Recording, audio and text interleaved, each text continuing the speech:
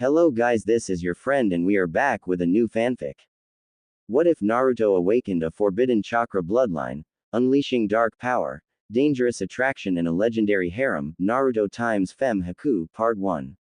And if you enjoy this fanfic then please press the like button and subscribe to my channel for more fanfic like this. And now let's start the fanfic. Team 7 currently is in the final battle with Zabuza's group. The battle is canon up until Zabuza is pinned by dogs. All other battles and situations are the same as before. Prepare to die, Kakashi called out as he ran at the broken form of Zabuza with his hand covered in electricity due to his Chidori. Course Naruto's opponent, friend saw this and rushed up to take the hit for their master. Thankfully Kakashi saw them coming and managed to move his hand just enough so that it went through the shoulder not the heart but the force still caused Haku to yell out in pain. I always knew you would be a good weapon, Zabuza said with an uncaring smile, then lifted his sword up intending to slice both Haku and Kakashi in half. A move which Kakashi dodges by pulling Haku just out of range. Kakashi then gently places Haku on the bridge before refocusing on the fight. Damn it! How dare you do that to your own teammate? Naruto yelled at him, causing him to let out a sadistic laugh. Kid, Haku was just a weapon to me. I don't care what happens to a weapon after it did its job, and now that it is broken it is useless to me. Zabuza said, then noticed birds chirping behind him. Before he said man could do anything, Kakashi pierced Zabuza through a lung, causing a slower death than if he aimed for the heart again. Course neither one of them noticed the killer intent, ki from now on, leaking from Naruto or the chakra that was beginning to form around his body. Well, it looks like we are all done here, Kakashi said to himself until he saw a giant army of mercenaries stand on the other side of the bridge. Shit, I don't have enough chakra to fight all of them. Even though I am good at taijutsu, eventually I will still be brought down just by the sheer amount of them. Kakashi thought, worried seeing as it looked like he was about to die with his team. Thank you Konoha ninja for dealing with the demon of the mist, now be good and let my men kill you. Gato told Kakashi, then turned to his army and continued to talk. Men, bring me the heads of the ninja, and while you are at it get rid of the town, I got what I need from it. I don't care what you do to the civilians, just get rid of them, except for the old bridge builder and his family, I want him to watch as I destroy them. Gato said evilly, then saw them all start to charge down to the bridge until a single arrow hit the ground in front of them. We won't let you take the village, Gato. One of the villagers yelled at him, making everyone notice that on the other side of the bridge was most of the village holding makeshift weapons. Bah, you still will die. Now what are you waiting for? Kill them. But for daring to go against me, take the women so that we can sell them on the market. Maybe then they will realize who they are messing with. Gato told his army, who just smiled and were about to take another step when they felt a massive amount of ki go through the air, causing all of them to find it hard to breathe. Where is this coming from? It is not evil enough to be the Kyuubi, but yet it seems to be coming from my team. Kakashi thought, confused, but then was shocked by what he saw. For standing in the middle of the bridge was Naruto, releasing a massive amount of ki and chakra. Chakra that was now surrounding him in a form that looked to be almost like armor. After it formed, the chakra bulged around his hands and soon 4 feet of green chains made purely of chakra came out from his hands. Though the thing that scared everyone the most was when Naruto looked at them and they saw dark red eyes with a distorted pupil looking like a whirlpool on a cat's eye that was pure black. These eyes practically glowed with chakra and anger, causing them all to feel some cold sweat form. I am going to kill you bastards, Naruto said in a demonic voice, then disappeared from all eyes except for Kakashi and Zabuza. He then appeared right in front of one of them, slamming the chakra chains at the man. But, instead of just hitting him, they cut through his body like it was nothing, leaving holes in his and the 3 men behind him chests. After that there was a short span of time where all you could see is blood spray up in different locations within the group as an enraged Naruto continued to fight. Finally though, after a few minutes, all that was left of the army of goons was body parts and puddles of blood, a sight that made most civilians look away. Course Kakashi, Sakura, and the now awake Sasuke could only look at their blonde teammate who appeared in front of the massacre zone as he looked over to them with his ki receding but the chakra and red eyes still present. He then calmly walked back to the group without noticing that Sakura was basically scared shitless seeing the bloodied Naruto coming towards him. After all, to her right now he seemed to be the ultimate killing machine. Course, instead of even talking to them, he went over to the downed Haku and bent down to check his pulse. Good, was all Naruto muttered out before he fell down completely as his consciousness faded. Sensei, what just happened? Sakura asked, still scared shitless. I am not sure, Sakura, but we won.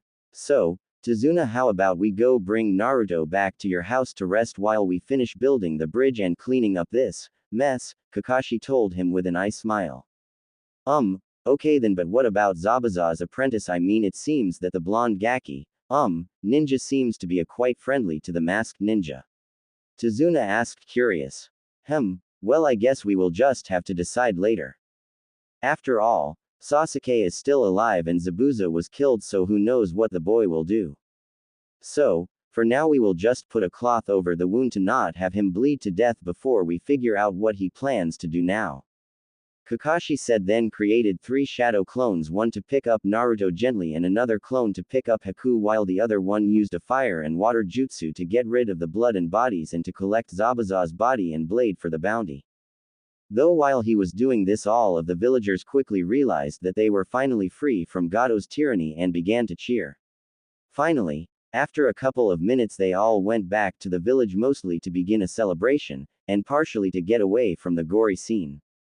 After a few minutes, Kakashi finished his cleanup job and returned to the village as well.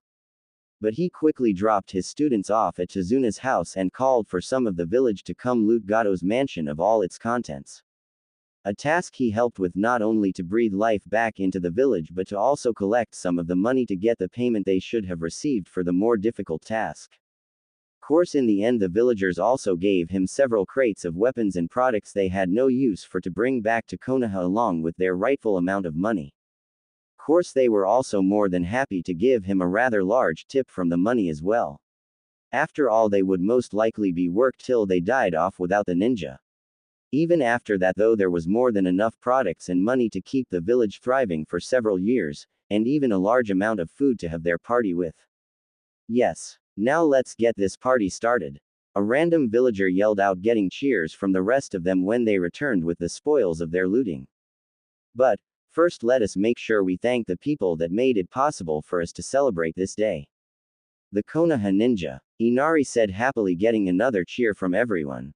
And with that, everyone started to party happily, knowing that they finally weren't under the horrible ruler called Gado. Inari was with all the other kids bragging about how he knew the ninja, while the other kids listened in to him, focused completely with their childish conversation. Meanwhile, his mother was happily chatting with some of the village's women about random matters with a smile on her face, just as happy as Inari was. Meanwhile, Tazuna was drinking with a large group of guys, all happily arguing, talking, and doing random things seemingly without a care in the world. Though Kakashi and Sakura were just eating and trying to enjoy themselves while still hoping that their friends would heal quickly. Kakashi-sensei, do you think that Naruto and Sasuke-kun going to heal completely? Sakura asked, worried about her teammates. After all, while Naruto seemed to be mostly unharmed, Sasuke had loads of wounds and damage from hundreds of needle punctures to deal with. Even if Naruto is a baka, and after he showed us that side of him, he still is our teammate, and a pretty good friend if he would stop trying to date me. I mean, I like Sasuke-kun, but man, what was that side of Naruto? He was so strong in that fight, I couldn't keep my eyes off of him. Who knew he was so good? I wonder what he is hiding under his baggy jacket. No. Bad thoughts, Sakura. You like Sasuke, not Naruto. Sakura thought. Just like my other story, I have no idea what to make the pairings, so I will do them as I go, which will keep the mystery up for you guys. So, I am also leaving my options open for the people. Well, Naruto, knowing his special healing abilities, should be healed pretty much completely in probably about an hour or two, a day at max. Though for Sasuke, he isn't the same, so he will most likely be out of commission for a while, though he shouldn't have any side effects to the needles. For it seems that they were aimed to immobilize him rather than kill him or damage him too much. So, don't worry, just try to enjoy yourself, and before you know it, they will be all healed up and I will be training you into the dirt. Kakashi told her, causing her to shiver involuntarily. But he refuses to lose yet another team, so he now decided to focus more effort on making sure they can handle themselves. Thank you, was all Sakura could tell him, not knowing whether what he said scared her or helped her more. In Tazuna's house. Come on, we need to change the bandaging on these guys, Tsunami told one of her friends that volunteered to help her. Yeah, I know, the woman said, then did a small squeal. Though thanks for inviting me to see two of the wave's heroes, the girl said in fangirlish manner.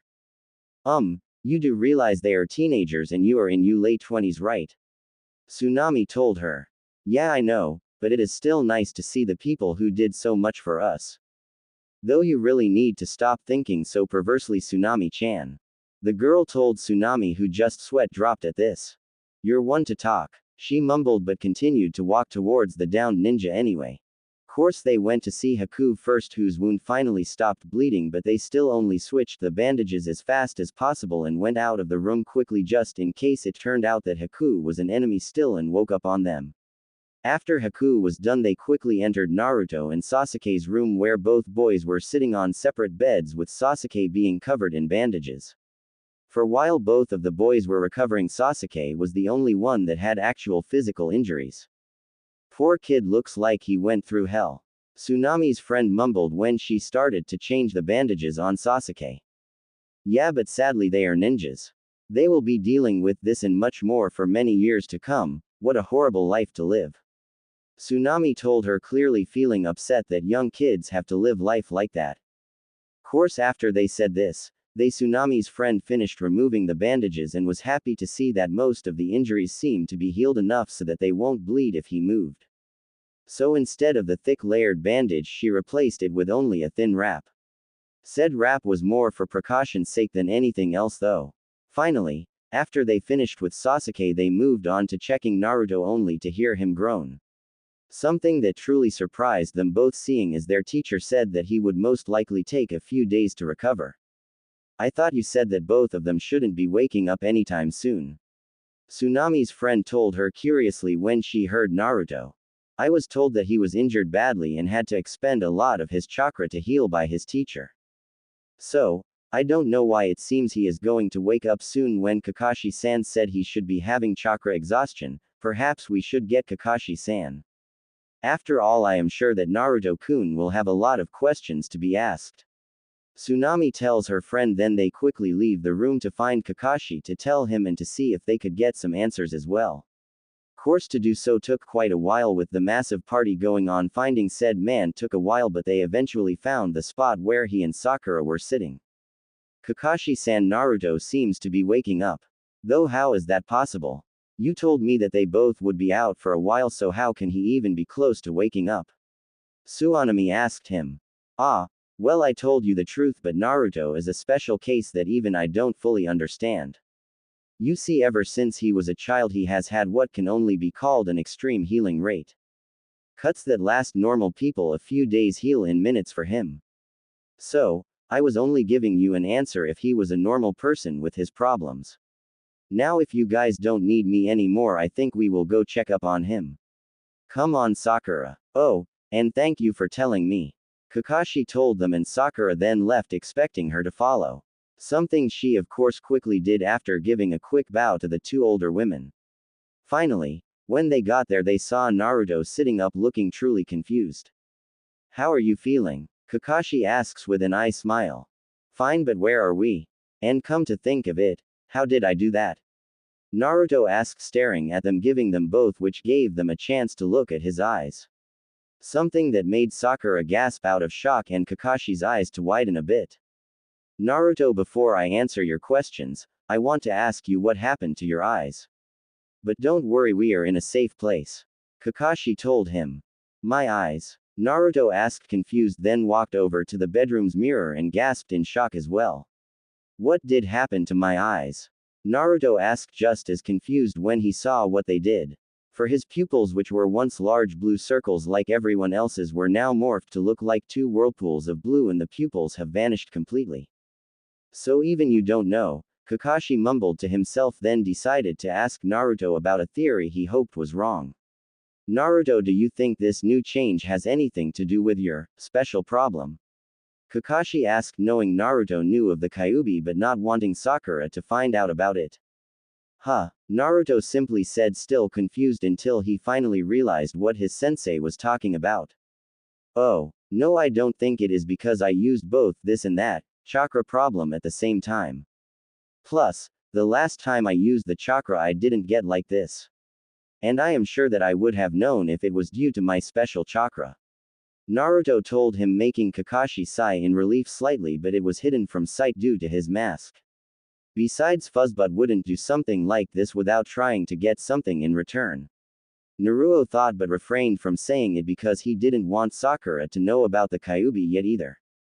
Chakra problem. Naruto, since when did you have a problem with your chakra? Sakura asked, remembering how much Naruto loved using jutsus over and over again.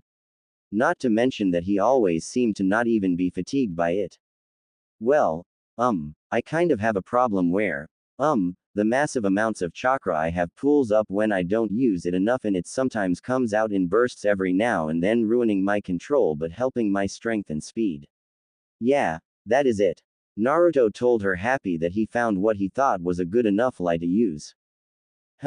Naruto always seems to be in good health, and I've never heard of even cages never got. So, this seems kind of fishy. Ah, well, maybe I should just look into the disease or whatever it is in the library when we get back. Sakura began to plan in her mind, not happy that she didn't know at least something about this even when she was practically a living library of ninja information. Okay, then I guess we will have to get it looked at when we get back home. But for now, let me answer your questions with a brief explanation of what happened. Kakashi told them, breaking up the conversation that could make Naruto accidentally tell his teammate about the Kyuubi. He also went through all of the events, seeing as he was unsure how much of it Naruto actually would remember. So, to begin with, we are in the Wave Village again, treating you and Sasuke in our client's house. We also have the masked ninja here as well, but that isn't all that important until he wakes up. Now the village is celebrating the loss of Gato's oppression, something you had a large part in helping out with. Kakashi told Naruto, answering all of his questions. After thinking about the story for a moment, Naruto got out of the bed he was laying on and quickly got changed. He then went with his team to enjoy the party after quickly checking on Sasuke. Course, he also wanted to check on Haku, but Kakashi clearly wasn't planning to let that happen until the man was deemed harmless to them. End of wave mission. After the party, everything went by pretty fast. Sasuke woke up after a few days still a bit sore. The bridge was built quickly with everyone helping, and soon it was time for the ninjas to head back home. Though the talk they had with Haku when he woke up was interesting. Flashback. What happened? Haku grumbled, then noticed the fact that he was tied up and that the Konoha ninjas were in front of him. I take it we lost? Haku asked, plainly already knowing the answer. Yes, you did, and Zabuza is dead. Kakashi told him bluntly. Kill me then. I have no reason to live now that my master is dead. Haku told them without any emotion in his voice. What? No, we aren't going to kill you.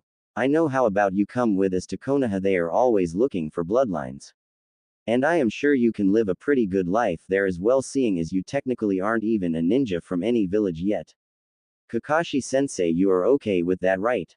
Naruto told him, almost yelling out the first part in annoyance. Course, this just made Haku think. I guess that could work.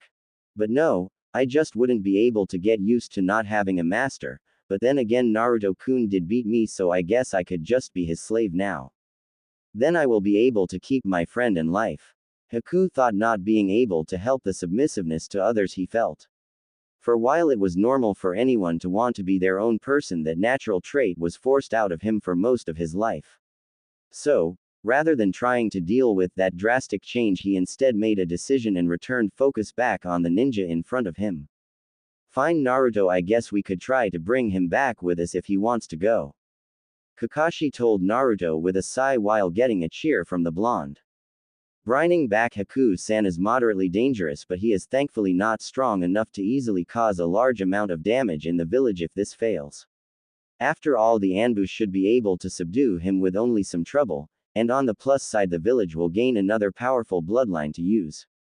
Kakashi thinks easily, pushing the rewards of having Haku in Konoha over the risks. But in the end, the Hokage would have the final say. So, do you want to come back with us? Naruto asked Haku again. Yes, Naruto-sama. Haku told him, simply thought. None of the genin seemed to notice the sama part, and Kakashi didn't care to look into it. He instead just let Naruto untie Haku and quickly placed a chakra suppression seal on the teen. For just because he agreed to let the boy come back with them didn't mean that he trusted him at all right now. Flashback end. Skipping teary-eyed ending. Seeing as it is the same as the anime except for the fact that Haku is with them. Goodbye, the Konoha ninjas told the crowd one last time, then quickly left to get to their village with Haku following along. Course after they left, one of the other villagers walked up to Tazuna to ask the question that they would all have pretty soon. Hey Tazuna-san, what is the bridge going to be called now? Well, I guess we could name it after those guys, but the name would be way too long. And we can't just use one of their names, I mean they all did something to help us. Wait, I know, we will call it the Hope of the Wave because that is exactly what it is. Tazuna told everyone around him, happy that he thought of a pretty good name. Team 7, Haku Team 7 and Haku were traveling along quietly, not seeing any need to talk at the moment. Instead, Team 7 was just happy that they came out of the harder mission alive while Haku was busy thinking about his future. I hope I am allowed to live in their village. I mean, the mist hated me for my bloodline, and instead of killing me they tortured me constantly to a slow death. But I don't want to go through that again. I just don't know what will happen, but if that happens again then I will make sure I put an end to it quickly. Haku thought with a small shiver, remembering all of the trouble he had at the mist, but then looked over to Naruto. Though Naruto might actually help me. Who knows, maybe he is a perfect person for me. Though will I be able to trust him with my secret? I mean, when Zabuza realized it, he immediately wanted me to hide it, and I did as best as I could, but it is really hard to hide it. Maybe he will be the one to accept me even with what Zabuza calls my annoying problem. Oh, well, I guess I will find out eventually, but for now I will just make sure to keep the suicide pill I have hidden close at hand until I am sure that it is safe. I mean, seeing as I can't use chakra and don't have my weapons, it is the only defense I have. Haku thought sadly, but still followed the Konoha ninja anyways. After all, he was at a loss when trying to think about what to do if this idea goes south. I wonder what the new problem with my eyes is going to turn out to be. I mean, I don't feel any different right now, but what if it is something serious? Wait, Fuzzball doesn't keep too much damage on me for too long, so it either isn't bad or it is so bad that even he can't heal it. Wait, come to think about it, why does he even bother to heal me if he hates me and wants to get free? I mean, if I die he would be reborn in the world eventually, right? I guess I will have to ask him about it in our next argument. Naruto thought as he jumped from tree to tree. Meanwhile, Kakashi was lost in his own thoughts as well. Naruto said that the power he showed on the bridge was a combination, so it can't be because of the fox. But what could it be? I mean, the last time I saw chakra chains was with Sensei's love Kushina, Uzumaki. Wait, does that mean, could it possibly be, is Naruto Sensei's son that he had with Kushina? Kakashi yelled out in his own mind when he realized that Naruto not only looked like Minato, but he also had the chakra chains that only Kushina could seem to do. Looks like the Hokage has a lot of explaining to do. Kakashi then added before deciding to focus on the present, seeing as he couldn't get any answers at the moment. So, with this story, Kakashi does not know that Naruto is the son of Minato, and even though it is rather obvious, most people just choose to ignore his resemblance due to hatred of the Kyuubi. Also, Haku's time in the mist was filled with hiding skills without understanding why, fearing ninja coming after his family, watching his family die and fight against each other when bloodlines were found out, etc. Overall, it was far from a good time. Konoha. Finally, we made it back. Come on, Kakashi-sensei, can we get some ramen before we go see Oji-san? Please, can we? Naruto begged Kakashi as soon as they passed through the gate, making Kakashi smile at the blonde's actions. Sorry Naruto, but we must give the mission report now, but after that is done, if you want to go get some food I have no problem with it. Kakashi told him, simply causing Naruto to cheer happily. Geez Naruto, do you always think about ramen? Sakura complained, causing the blonde kid to turn to her, but the smile never left his face. Yes, of course, it is the food of the gods or god or whatever, but anyways, it is so good that it deserves everyone's undivided attention. Naruto told her, somehow keeping the large smile plastered on his face the whole time. After that, they all went to the mission room to hand in their team's report, with Haku still following.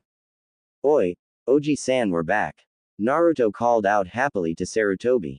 Hello Naruto-kun, Team 7. Sarutobi told them with a small smile on his old face. Then he noticed Naruto's eyes. So he finally awakened it. He thought simply, then pretended he didn't notice.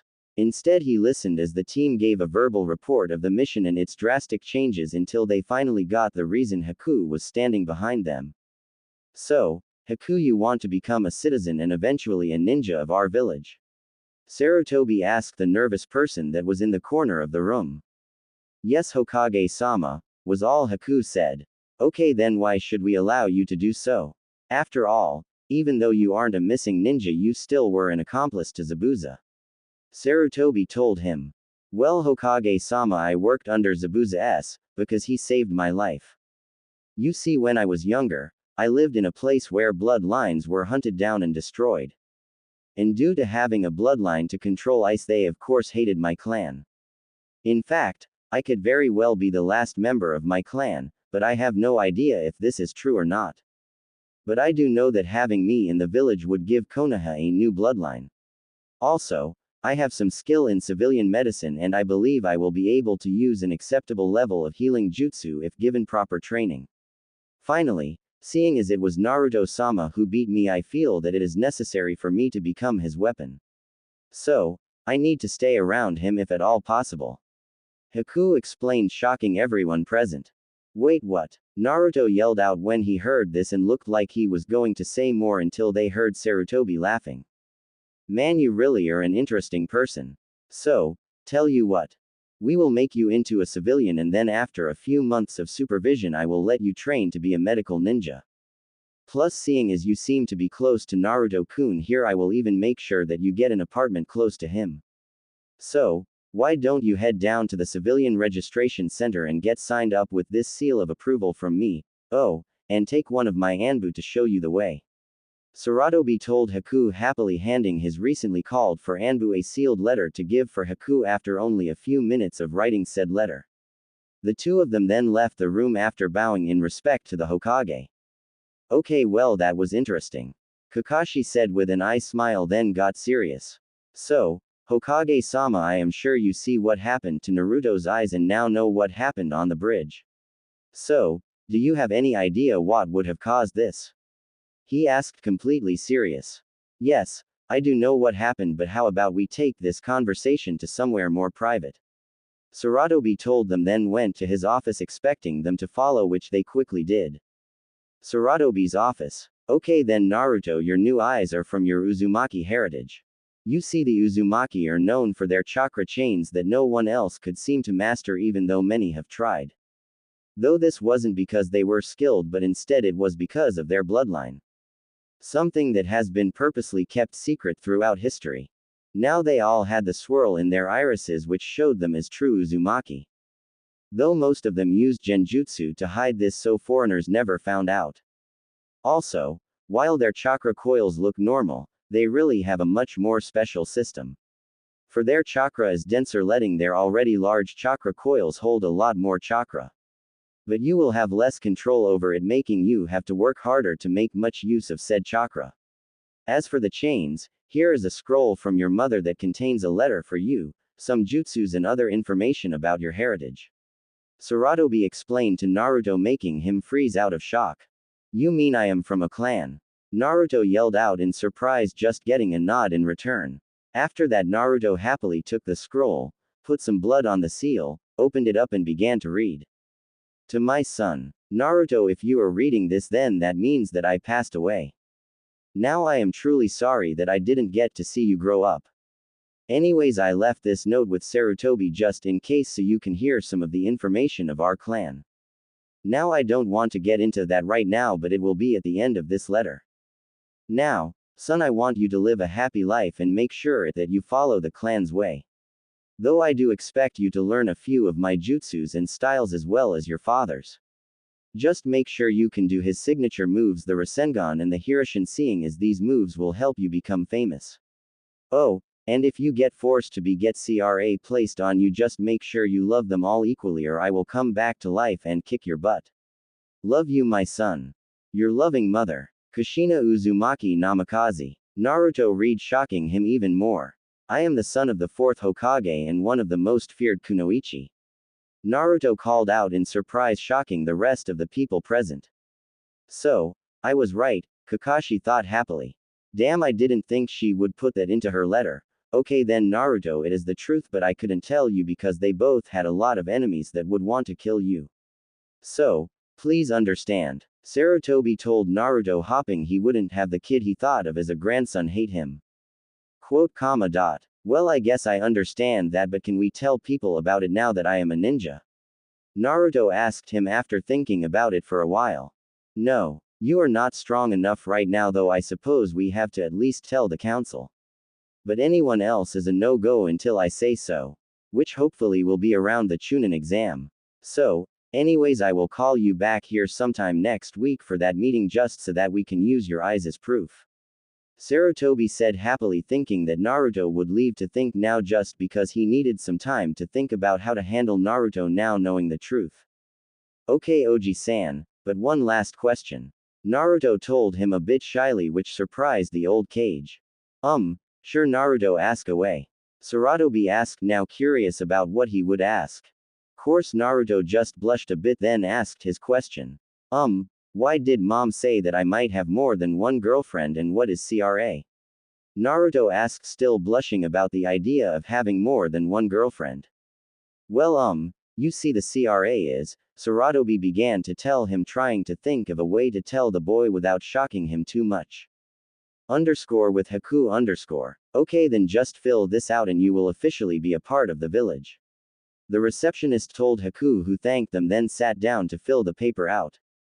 Let's see, name, age, date of birth, Ext, seems simple enough. Haku thought, filling the paper out quickly. Then he got to the one question he had to think about until he finally made a decision and checked the spot, telling everyone his secret.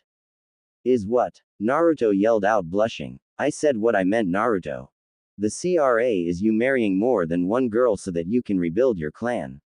For now, it will only be the Uzumaki clan, but hopefully we can soon combine it with the Namikaze clan later on. Sarutobi told the still shocked boy. Now why don't you go home and get some sleep to digest the information I just told you?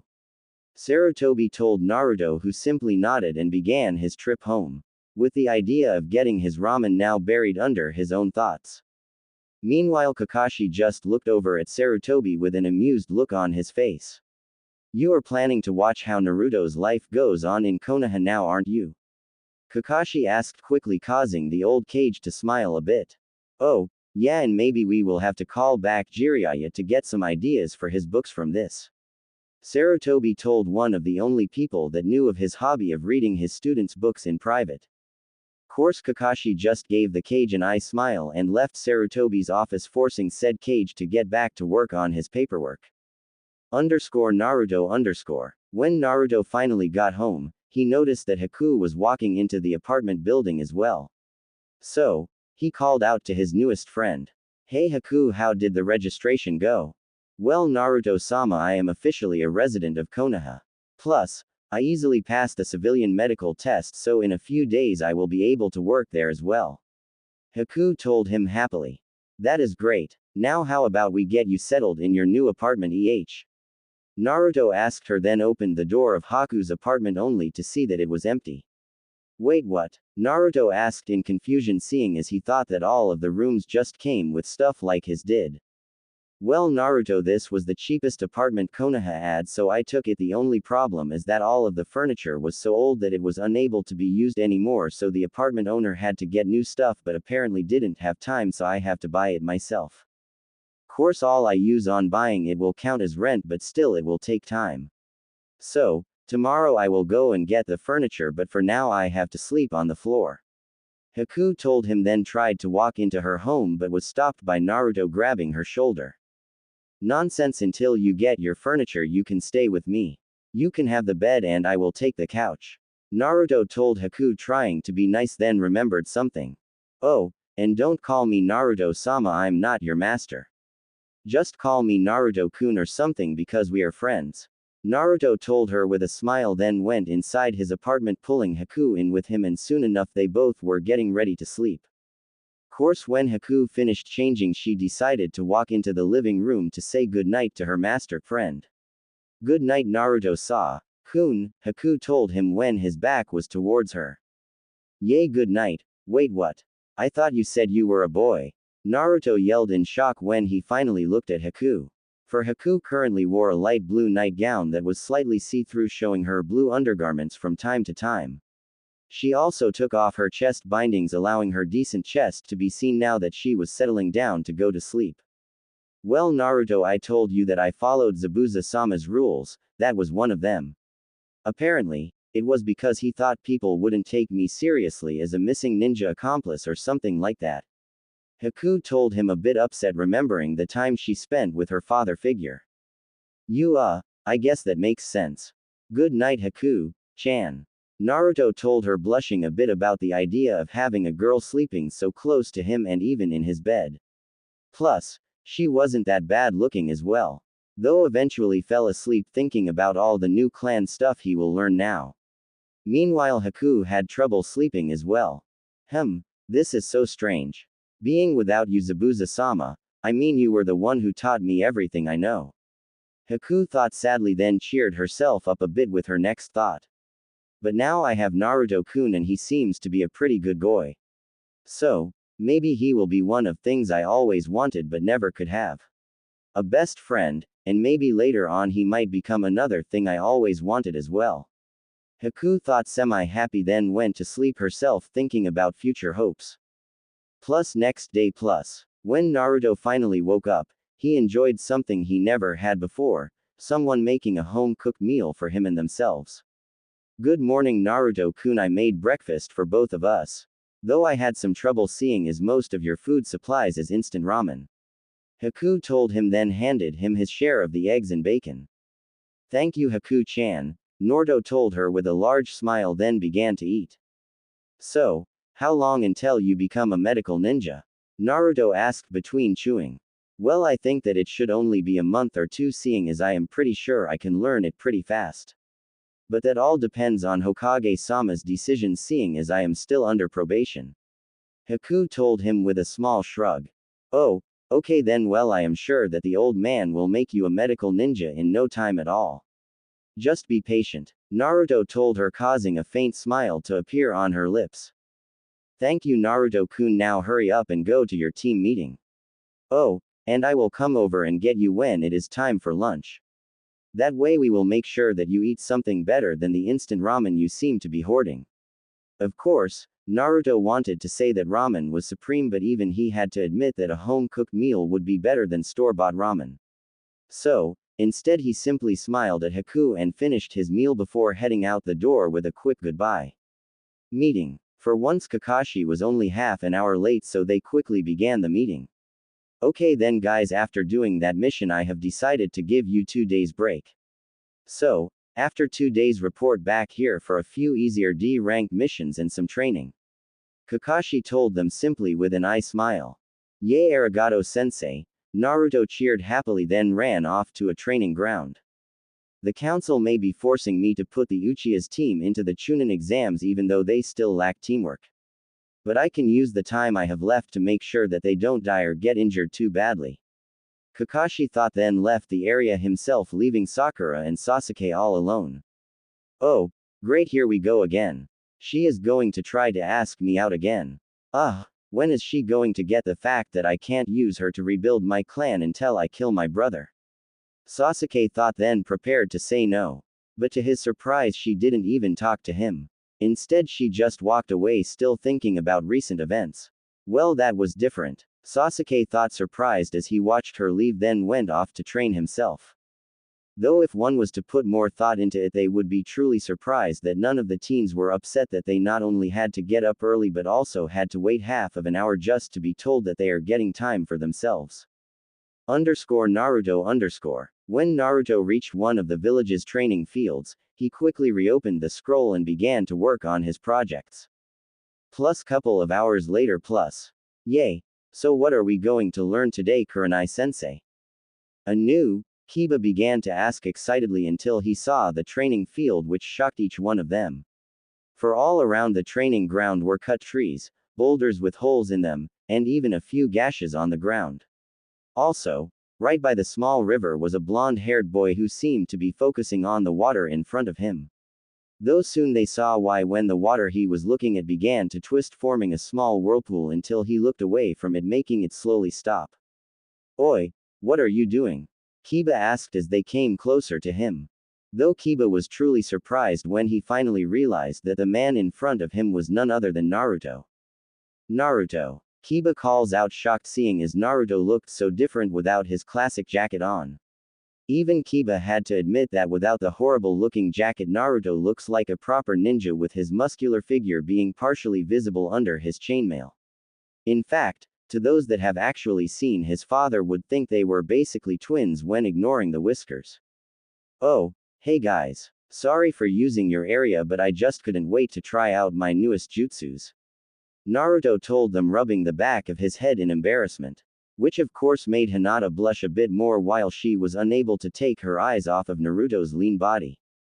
Course before they could respond to Naruto, they saw a beautiful girl in a dark blue kimono run past them to give Naruto a hug, which of course got Kiba jealous.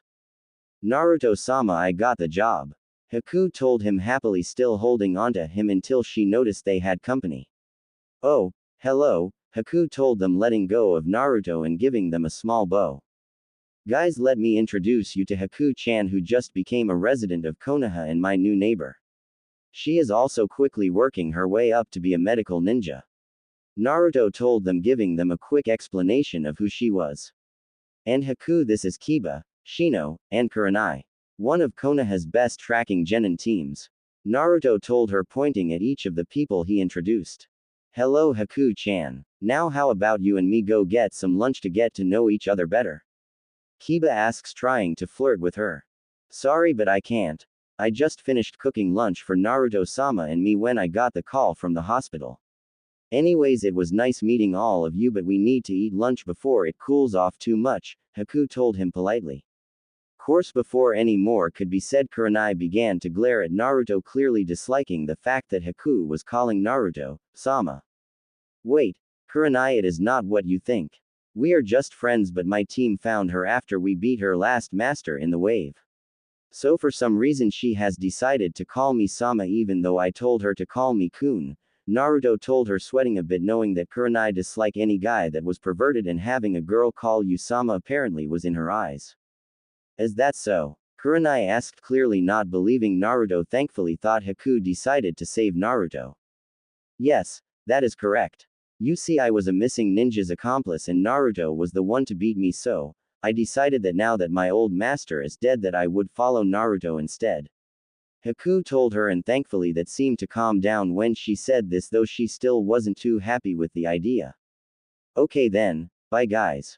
Naruto told them, then left with Haku following him home so that he could go eat. Course no one noticed the fact that Hinata seemed to be glaring at Haku for quite a while. Another girl is trying to get in my way of being with Naruto-kun. I really do need to pick up my game now before any of these girls beat me and manage to win Naruto's heart, but what should I do? Hinata thought, still glaring in the direction where Haku went. Okay then, let's get to work on our own training. Kurenai told them, then began to tell them what they were going to do this time. Plus next day late afternoon plus. Sasuke was mad. He just learned that Haku was a girl and that she was now basically calling Naruto her master. Why does that Dobi get to have that strong and good-looking ice user as a slave? She should be mine. I mean, I know that I promised myself that I would kill my brother before restarting my clan, but screw that, I have to make sure that none of the girls in this village that will produce strong babies will be taken by Naruto before it is too late. I mean, first a Hyuga, now an ice user. Which clan is next? Sasuke ranted in his mind, heading towards Haku's apartment. When he got there, he quickly knocked on the door and soon enough Haku opened it for him, wondering what he wanted. Hello, Ice User-san, I have great news for you. You have been decided to be the first girl to help with restoring the Uchiha clan to its former glory. Sasuke quickly told her, preparing for the girl to latch onto him, giving herself to him as thanks for the honor. Course he was surprised by what actually happened. For instead of throwing herself at him, she simply told him no in a voice that cold freeze hell over, then shut the door in his face, leaving the shocked boy to his own thoughts. After that interruption, Haku calmly walked over to one of the rooms that shared a wall with Naruto's apartment and kicked a hole into the wall large enough for her to walk through. Haku-chan, why did you just do that? Naruto asked her after running up to figure out where all the noise came from. Well, Naruto-sama, I figured you may need something at any time, so rather than having to go through a door to get to you, I can just walk through this passageway. Plus, if you wish to ask me for anything, you can go into my room at any time you want to tell me. Haku told him, seeing as in her mind Naruto still was her master no matter what he says. Okay, then I guess, but this might be a bit too friendly. So, can we at least put a door up here? Naruto asked. Well, then that would just defeat the purpose. Haku told him, showing no emotion. But isn't it not appropriate for a guy to have easy access to a girl's room? I mean, aren't you afraid I would try something? Not that I would, of course. Naruto told her, then quickly added the last part so that he hopefully wouldn't be thought of as a pervert. If that is what Naruto-sama desires, his tool must give it to him. Haku told him plainly, then began to loosen her kimono until Naruto quickly stopped her. Wait. There is no need for that. I was just wondering, that is all. I am happy that you trust me, so I guess this will work. Naruto told her, blushing a bit. Course Haku just gave him a quick smile and walked away. Great, now that I can't find a way to talk her into blocking this up. If I ever have people over, they will think that I am taking advantage of Haku-chan, which I would never do. For once I am happy that I don't have many people visiting my home. I don't want any rumors to start up about us. I mean, she just got here, she doesn't need her reputation to be wrecked by the demon. Naruto thought sadly, then walked away as well. Next day. Haku, just to tell you, Gramps wants me to attend a long meeting, so I probably won't be back for a while. Naruto told the girl, who was practically his roommate now, and then left to go to the meeting. Council room. Why have you brought us here, Sarutobi-sama? Hiyashi asks, curious. Well, I have brought you all here to tell you all that one of our ninja has brought back a bloodline that we haven't seen for ages. Sarutobi told them with a small smile. Course after he said this, all of the council started mumbling, trying to figure out what the bloodline was and who had it. And Sarutobi let them ponder this until they finally heard the door opening again. After which everyone's eyes were drawn to the door to see Naruto coming into the room, which caused some people's blood to boil. Brat, get out of here. We are waiting for the bloodline user, not a demon child like you. One of the civilian council members yelled at Naruto, who just glared at the person and then quickly produced his already favorite ranged weapon, Chakra chains, which right now was blue due to him not putting his affinities into making them something that shocked the crowd. No, you can't seriously tell me that this demon has the bloodline of Kushina Uzumaki? The council member asked in disbelief. Course Sarutobi just smiled and decided to tell the council he could trust Naruto's secret with a warning, of course. Yes, he somehow got the bloodline now. Seeing as it is a shinobi matter, we have no need for all of you in the civilian council, so please leave this room. Sarutobi told them, then watched them walk out, mumbling about how unfair it was for only the ninjas to hear how the demon got his powers. Oh, yeah, we really don't need the elder council either in this matter either, seeing as it is not that important to Konoha's actual workings. He continued with a smirk as he happily watched the rest of the more untrustworthy people leave the room. Though as soon as they all left, the room was secured to make sure no one could eavesdrop, and then he prepared to explain Naruto's heritage. Okay, now just to make sure all of you know, what is said here today is a double S-class secret, and telling anyone without permission is punishable by death, Sarutobi told them, then watched as they all nodded their heads, showing that they understood. Now I know you guys may not believe this, but Naruto is actually the last known Uzumaki. Sarutobi continued to tell them, shocking them. Wait, but the last one was Kushina, who seemed to only have eyes on. Wait, you mean, can he really be? I thought you just gave him the Uzumaki name to give an easy reason for the village to not have a history on him. Shikaku asked in total shock. The son of who Shikaku? Inoichi asked his old friend, unable to figure out why his normally lazy and uncaring friend who now was so shocked and crazed. Yes, Naruto's name is actually incomplete. He is actually Naruto Uzumaki Nakame's son of Kushina Uzumaki and Minato Namikaze. Sarutobi told them, shocking them all. Come to think of it, how did we not figure this out? I mean, look at the boy, he is practically a clone of Minato except for the whiskers with all the personality of Kushina. Inoichi asked them, making them all look at Naruto, realizing the same thing. Okay then, so what is this bloodline you were talking about? Sume asked, now curious. Well, actually it will be easier just to see it. So, Naruto-kun, would you please show them again? Sarutobi asked Naruto, who simply created a couple of chakra chains yet again and just had them hang from the palm of his hands for a few moments until he reabsorbed them. Yay! So basically with Naruto's thicker chakra he can create whatever he wants as long as he has enough chakra. And with the fact that he now has a limitless source of chakra that is quickly expanding his coils, he can quickly become, Sarutobi began, then was interrupted by Shikaku. One of the greatest ninjas to ever live. An indestructible force capable of destroying armies just like his father. Shikaku mumbled, eyes wide, realizing this. Of course this statement shocked everyone else in the room as well except for Sarutobi, who already realized Naruto was destined to become a great ninja. So, to put it in more simple terms, Naruto now has the large mass of chakra thanks to the Uzumaki clan and the beast that was sealed within him. He also should be more than able to use the skills and techniques that the Uzumaki are known for, as well as his father's signature moves, which makes him already have a massive amount of room to grow into an amazing ninja. Though thinking logically, we should make sure that the Uzumaki clan is capable of surviving, meaning that Naruto should be put under the CRA just like Sasuke is. Shino's dad told the group, logically causing Sume to grumble a bit about the last part. Of course everyone agreed with Shino's dad's statement, and the meeting ended with Naruto now being promised a clan head position when he becomes a Jonin and was forced to be in CRA. So, the still shocked and blushing boy left with a scroll stating just that on paper. Back at apartment. Hey Haku, I am home, Naruto called out but got no answer, even though he called out loud enough for someone to be able to hear him from almost anywhere in the house. I guess she is out or something. Oh well. I guess I will just leave a note for her telling her that I am going to probably be away all day, seeing as I really need to do some serious training to clear up my mind a bit. Naruto told himself, then quickly left, leaving the note taped to the front door of Haku's apartment with her name on it, then left. Haku. Haku was simply walking around the village enjoying the heat of the mid-afternoon sun until she heard someone run closer to her. Hey Haku-kun, how are you doing in your new life? Sakura asks when she finally reached Haku, who shocked the girl just by turning around. What? So, you are Haku-chan?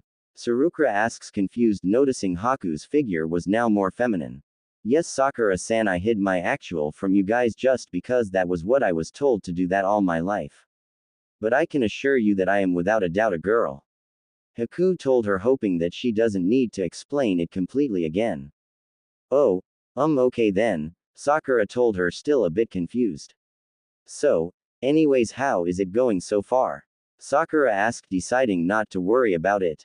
Well, I guess it has been pretty good. I mean, I got an apartment quickly thanks to Hokage-sama, and I have enough money from before to survive until I can become a medical ninja. Haku told her, smiling. Course that just made Sakura happy as well. Well, if you are going to be a ninja like us soon, then how about we get you to meet some of us girls in one large housewarming sleepover? I mean, all of us will chip in so you don't have to worry about spending too much on food and such, so how does it sound? Sakura asked, excited. Sure, why not then? Haku told her, shrugging her shoulders. Great, so I will go tell the others and we will meet you at your house at 8. See you then, Sakura told her, then raced off but quickly came back. Where exactly is your house anyways? Hee, Sakura asks, laughing embarrassed. Course this just made Haku laugh a bit, then told Sakura quickly where she lived, then watched as she ran away to talk to the other girls as quickly as possible. Haku, Naruto's apartment, 8 p.m. Haku just reached her apartment when she noticed that Sakura came back with several other girls that were all carrying various items. Hey Haku, let me introduce Ino, Hinata, And Tenten, my genin friends. And gals, this is Haku, the girl I was telling you about. Sakura introduced everyone to each other. Yeah, they are friends in this now. I mean, how do the teams never meet? It just seems a bit ridiculous that they never do. Plus, Ino and Sakura are friends, just rivals really. Hello, I was just getting home. So, do you wish to come in? Haku asked a bit awkwardly, seeing as she never really had any female friends, or any friends before. Still, they all walked up to the door and found Naruto's note. What is this? Haku mumbled curiously, then quickly read through it. So, what is the note about? Ino asked, being her normal curious self. Oh, it is just a message from Naruto telling me that he won't be home for a while. Haku told them. Wait, why does Naruto-kun have to tell you this? Hinata asked, no longer stuttering now that she is fully focused on surpassing her new rival, and because no one from her clan or Naruto were around to get her nervous.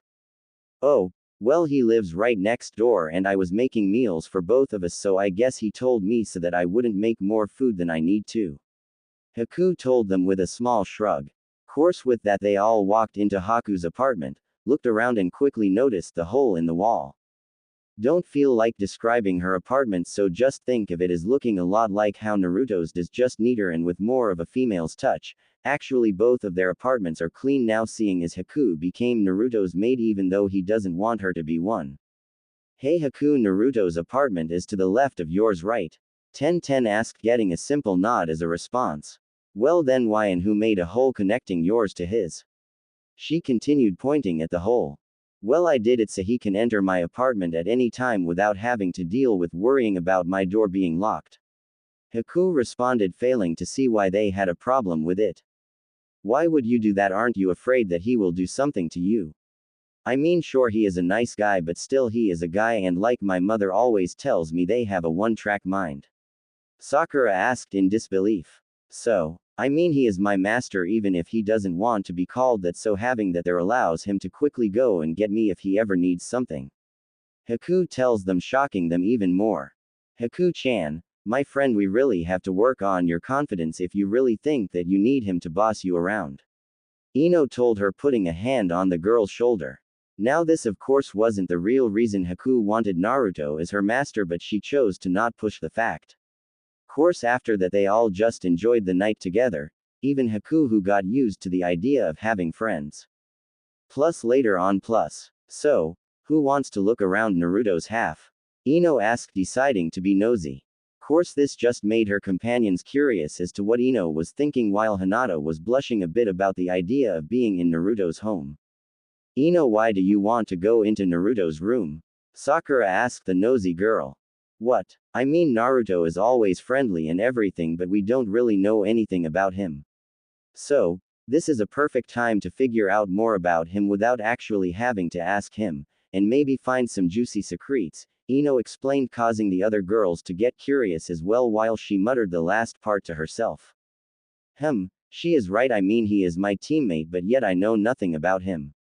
Maybe this is a good time for me to learn more about him. Sakura thought, then quickly followed Ino into Naruto's apartment. Course, they didn't have to look long to figure out that Naruto really didn't have much in his house at all.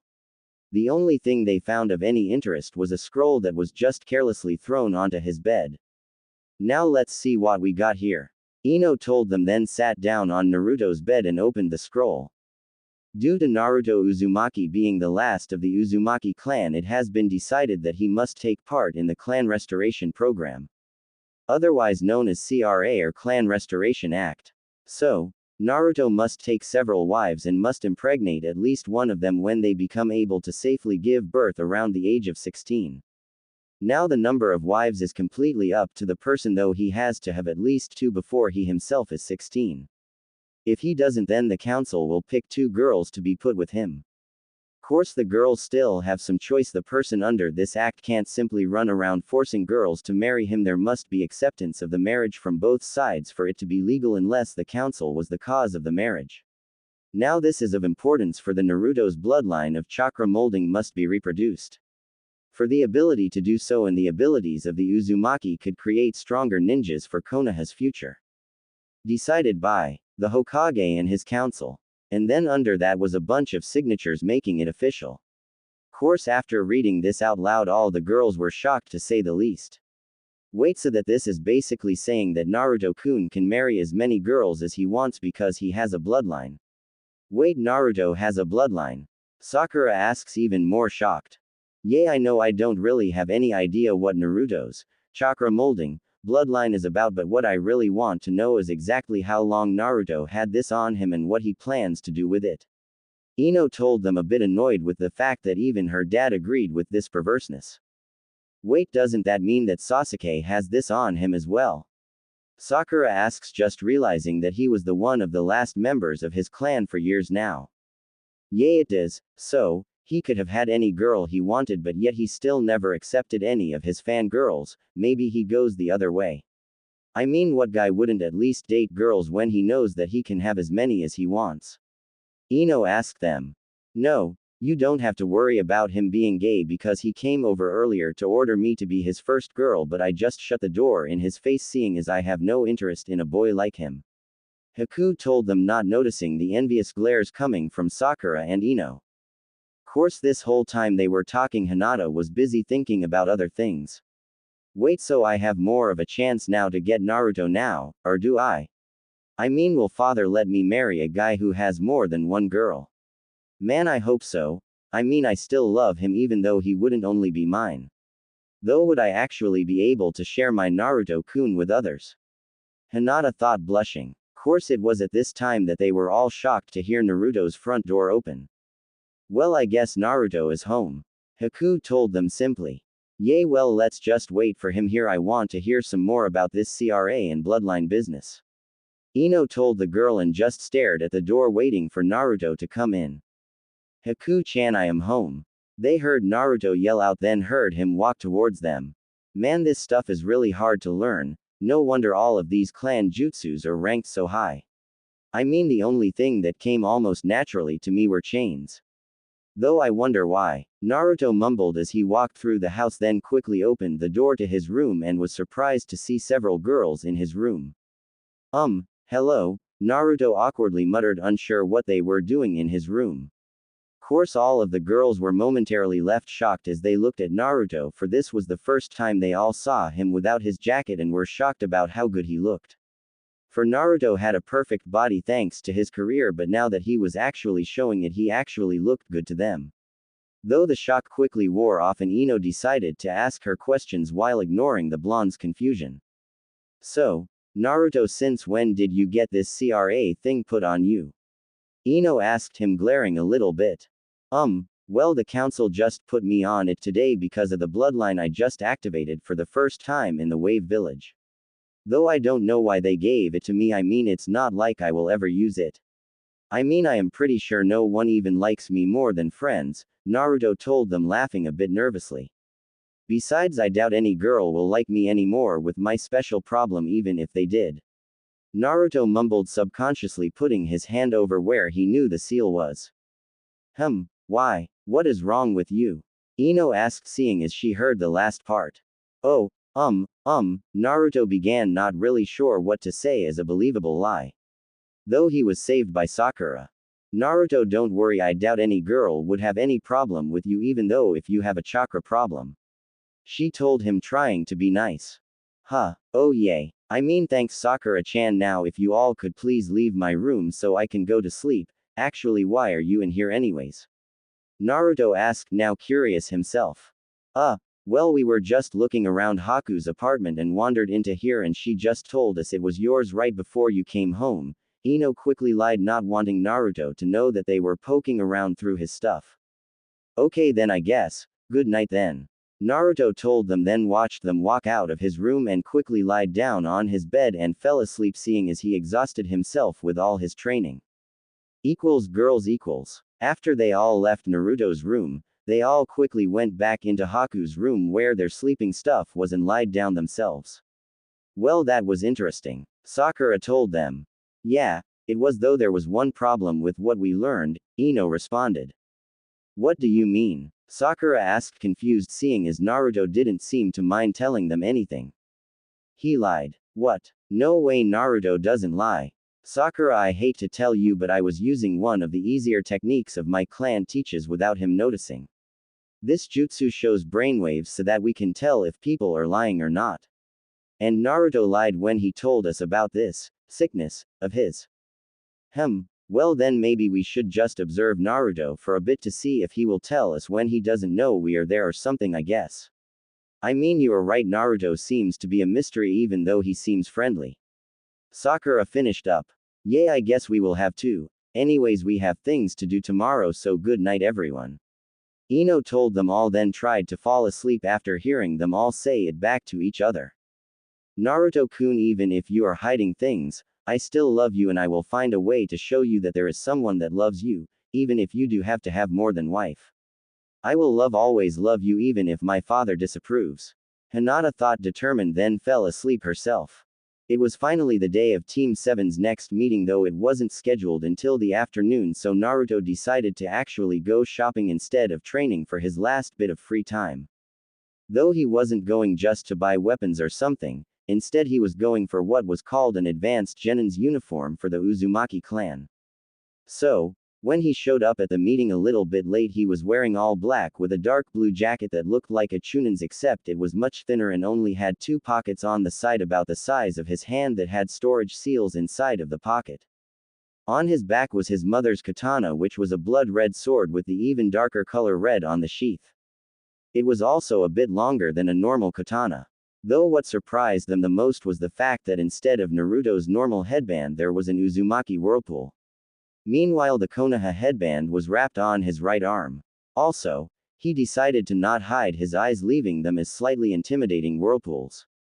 He was making a statement that the Uzumaki clan has returned and it is not afraid to show the world where it was. Of course, this change surprised his team for a few moments, then they all had different reactions.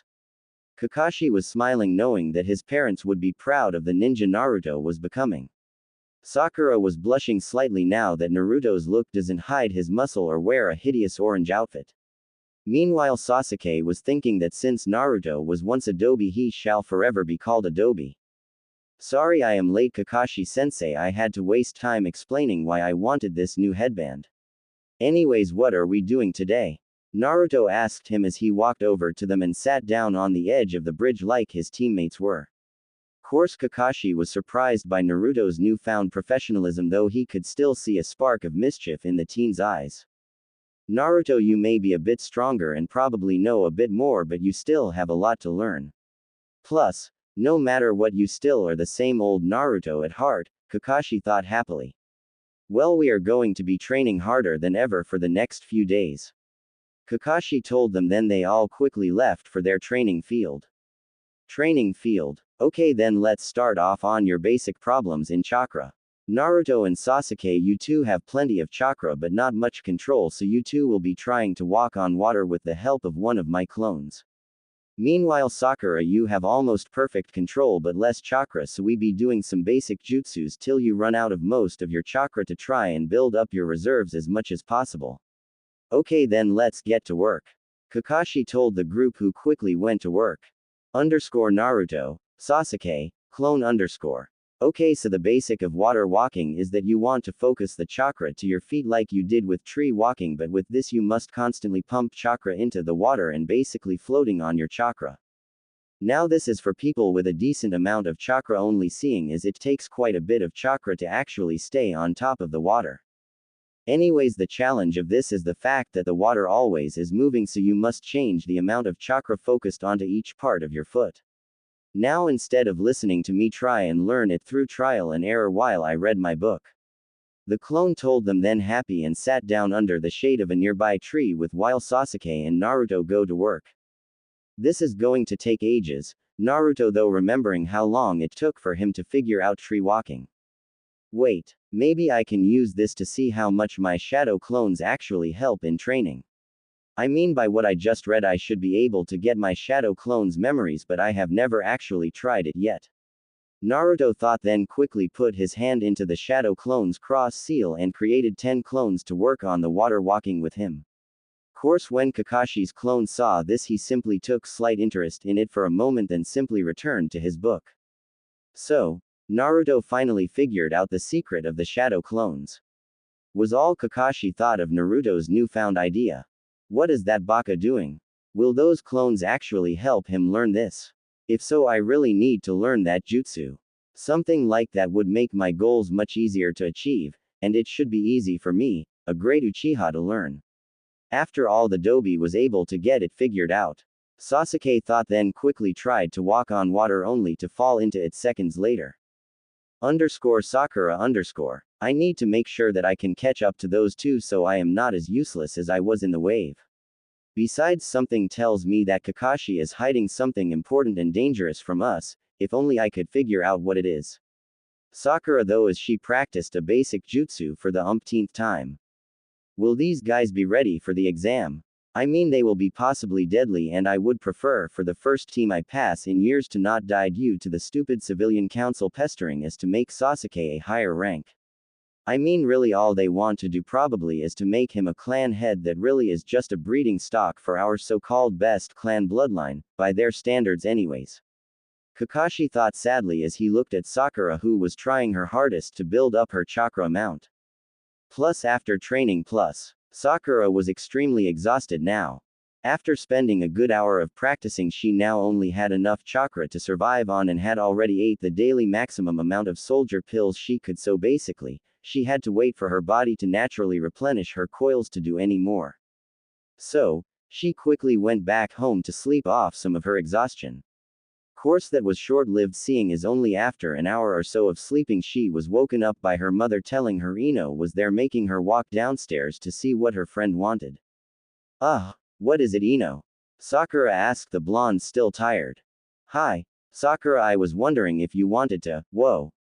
What happened to you? Ino asked happily, then noticed that she seemed exhausted.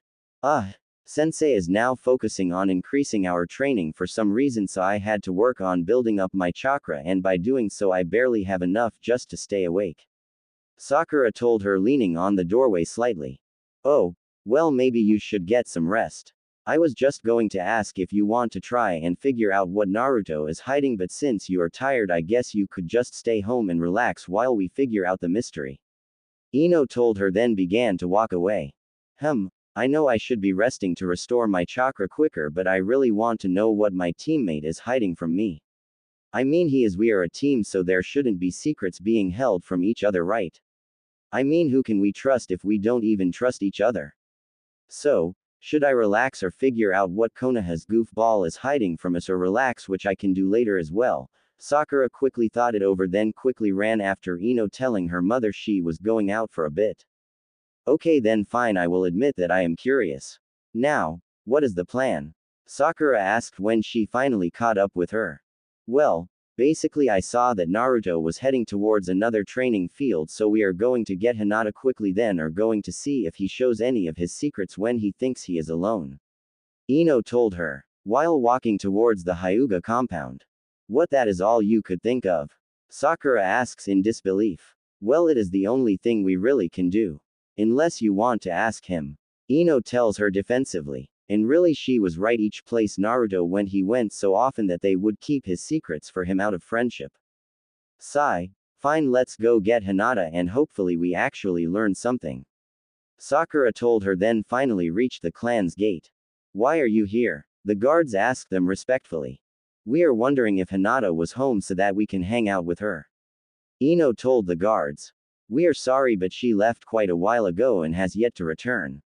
The guards tell them, and they quickly thank the man for the information before leaving the area. Okay, then let's just go and observe him anyways. Ino asked Sakura, then they both quickly went to where Ino last saw Naruto. Course, when they finally got to the training field Naruto went to, which was basically just an average one with several wooden posts for punching, lots of trees, a small river, and even a few boulders placed randomly about.